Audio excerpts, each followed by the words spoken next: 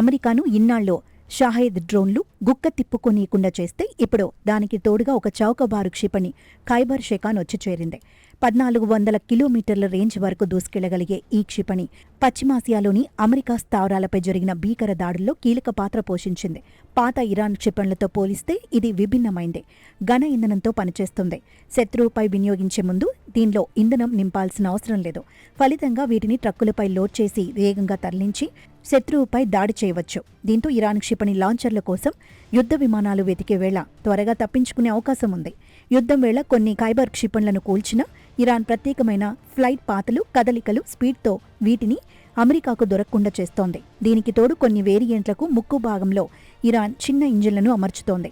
ఇది క్షిపణి దాడి చేయాల్సిన లక్ష్యం దగ్గరయ్యే కొద్దీ దిశను మార్చుకోవడానికి ఉపయోగపడటంతో పాటు వేగాన్ని గంటకు 10,000 కిలోమీటర్లకు తీసుకువెళుతోంది. ఈ క్షిపణులను అటాక్ డ్రోన్లు, మరికొన్ని మిసైల్స్తో కలిపి ఇరాన్ వాడుతోంది.